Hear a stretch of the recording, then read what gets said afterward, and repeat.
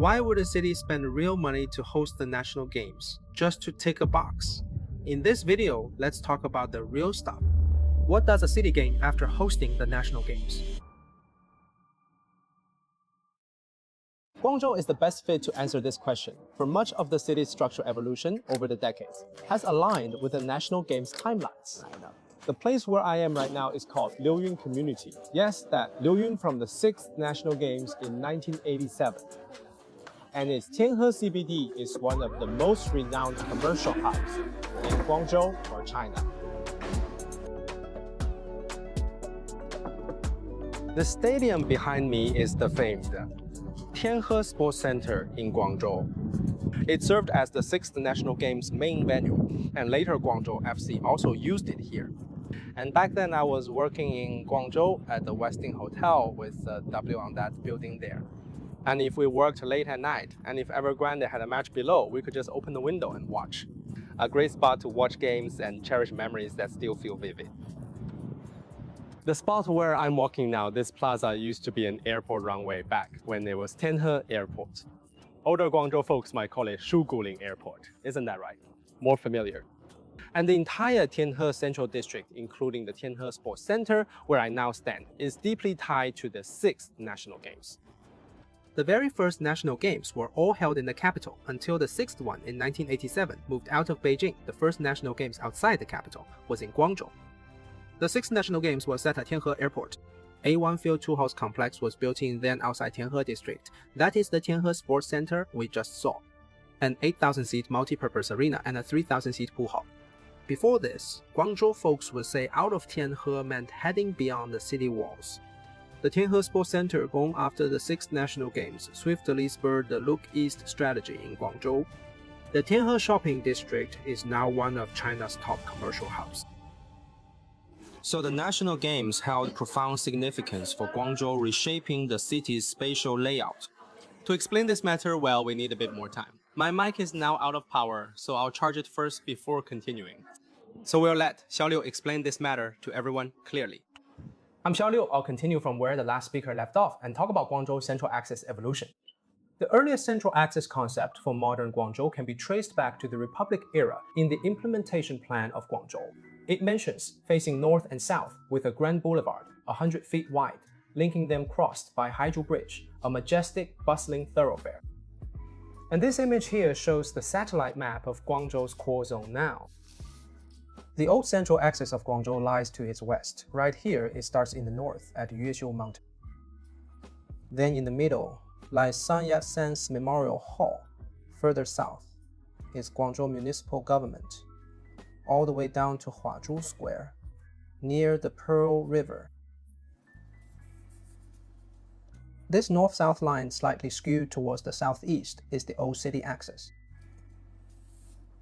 The 6th National Games shifted Guangzhou's axis eastward to Tianhe District, now Shuguling, then Guangzhou East Railway Station, and CITIC. Tianhe Sports Centre, then south to Park Central, Liuyun Community, all the way to Zhujiang New Town. Haixin and the Canton Tower form a north-south axis line in this layout. In Chinese urban planning, axial lines are highly valued, both in modern and ancient times. Such urban axes are often north-south aligned, mountain-backed and water-fronted, with hills to the north as protective mountains. The south side often has rivers, lakes, or seas. Feng Shui calls this water gathers wealth.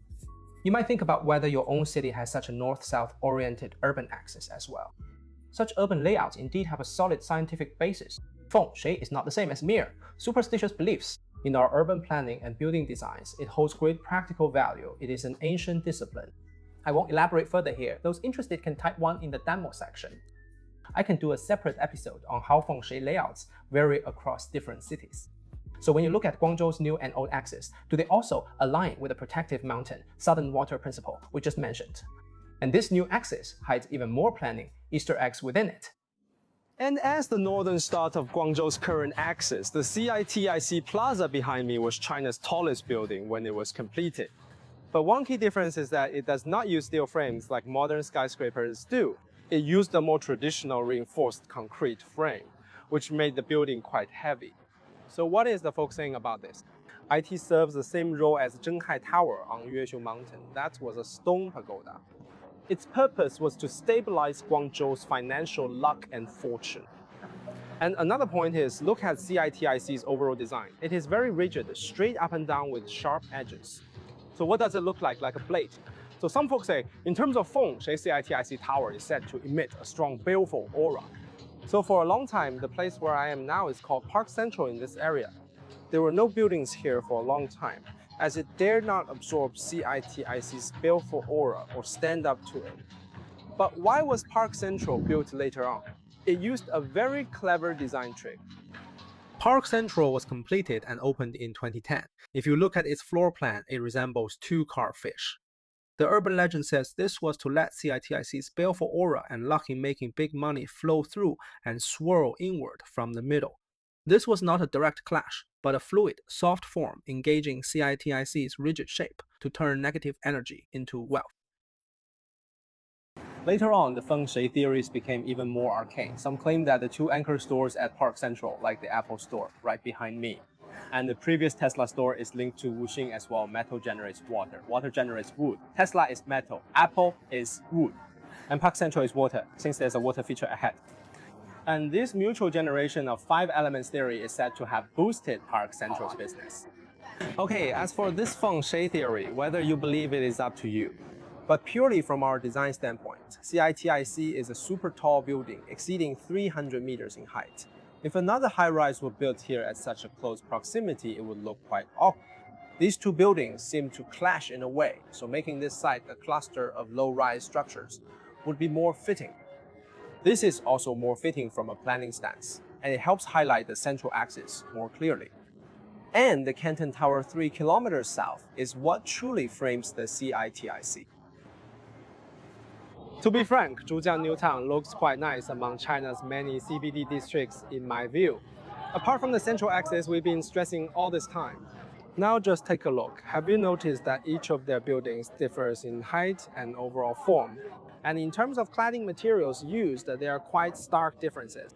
The final result is that each building has a distinct architectural character, not the bland, identical look of a typical CBD. Zhujiang New Town's design has another point worth noting: the twin towers behind me, one tall and one short, known as East and West Towers. In the earliest plan, they were meant to be equal height, identical form twin towers. That meant they were the same height and shared the same external form, much like the Galaxy Yabao twin towers in Shenzhen. Some folks from Shenzhen might recall that, but why were twin towers of equal height and shape hard to realize in Zhujiang New Town? Just imagine this: if you were the developer and had spent a fortune to buy this land plot, then you'd find you could only design a building just like the one on the opposite plot, and you'd feel your building lacks any distinctiveness. It's just the same as the one across the way. This is possible at Yabao in Shenzhen because both plots are under Galaxy Holding Group. So building twin towers of the same design is perfectly fine. But in Guangzhou, these two plots are owned by different developers, so it would be very hard to align both to have identical designs and the same height. From a design standpoint alone, having both towers look exactly the same would be dull. So I think as it is now, Guangzhou East Tower is slightly taller, while GZIFC is a bit shorter, and one is quite angular. One is more rounded, which gives it a stronger identity and greater distinction, aligning well with Zhujiang New Town's vibe. I think this current proposal is quite solid. What do you think? This is not to say that Guangzhou New Towns rose solely because of the national games or the Asian games. The key to their success surely lies in the planning and site selection. Changes in population and industry more direct causes. What are the national games and Asian games like to me? It is like a housewarming for a new city district. Just like when we buy a new home and invite friends and family over for a meal, it's all about the warming up vibe. For a city, inviting folks from across the nation and globe to this new district to liven it up and boost its buzz. Let more folks see it here or catch it on TV and learn about it anew. This is the same logic, akin to the warm zone concept. This time I came to Guangzhou for another reason, to attend the school's 200th anniversary celebration. If you like, you can post a demo. Not sure if any of the viewers here are alumni. So I think besides talking about Guangzhou, I'd also like to discuss other cities. How did they use sports and global marketing to reshape the city's layouts? We all know London hosted the 2012 Olympic Games. We all know that London's urban core was previously in the West. And before that, London's urban core was indeed in the West, as were its affluent neighborhoods, all in the West. Its eastern side was once an old industrial zone, which is why the London Olympics venues were placed there. It aimed to use sports venues and related commercial facilities, especially social housing units for residents. Through this approach, via such urban marketing, the city shifted focus and resources toward the east. So friends who visited London might recall a place called Stratford in the east. Stratford was once a very poor area, but now thanks to the London Olympics and post-games venue management, it has changed. Struggle has now become one of London's newer, trendier hotspots, so to speak. So it's not just Guangzhou. Cities like London and Paris also aim to reshape their urban layouts through hosting major sporting events. Besides the large-scale urban reshaping, the national games also serve a more practical purpose, leaving behind top-tier sports venues for the host city. Besides the Tianhe Sports Centre we just mentioned and the venues nearby as well. The 9th National Games were held in Guangzhou, leaving the Guangdong Olympic Sports Centre as its main venue. The main venue for this National Games event, it lies right behind me.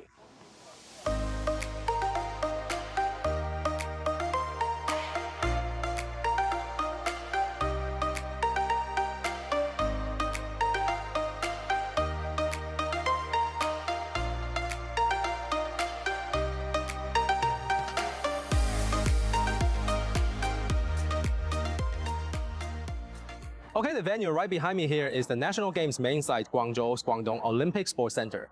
I think this building's charm lies not in its design, but in the fact that it was renovated. We didn't build new venues for this National Games. I think this is a great trend indeed. A single building can adapt to varying usage needs across different time periods and thus meet future requirements. He has this expandable space. I think this is what makes the building truly admirable. There won't be so many new buildings in our future urban spaces either. Most of the time it's this ongoing self-renewal. Self-upgrades mean it doesn't burden folks quite as much, making it a cheaper and more cost-effective approach. I found a fairly open spot now. You should be able to see the doubly curved roof of the building behind me. This was a key focus of the Guangdong Olympic Sports Centre upgrade. The double curved roof and metal panels have been replaced, along with all 80,000 seats inside the venue. And as you can see with this seating area's roof, parts of it have been opened up to form a semi-open layout. Look at this support structure. Does it resemble a kapok flower shape? I don't think they look quite like that. I just read in the text that it was shaped like a kapok flower. Those who watched the opening ceremony might recall that the entire nighttime lighting system has been upgraded via the lighting project. I think well-designed lighting needs attention to levels, angles, and lamp placements. And the hues of the lights must be carefully chosen. A well-crafted lighting scheme can bring warmth to buildings and tech products alike, can soften this cold feel and make it more vibrant and full of human warmth. Once tonight's closing ceremony in Shenzhen ends, these venues will gradually return to calm as the 15th National Games wraps up. But the National Games for Guangzhou may mean more than just these 2 weeks of buzz and cheer. The urban imprints it leaves behind will continue to shape Guangzhou in the years to come. For instance, over the past century, Guangzhou grew with sports events in tow. From the Yuexiushan Stadium over 70 years ago, to the Tianhe Sports Centre 40 years back, and now the Guangdong Olympic Sports Centre, each sports venue has witnessed and safeguarded the rise of this city's new core. Each major sports event has driven Guangzhou's urban evolution, birthing a new vibrant city, a gift the National Games leave behind for the metropolis.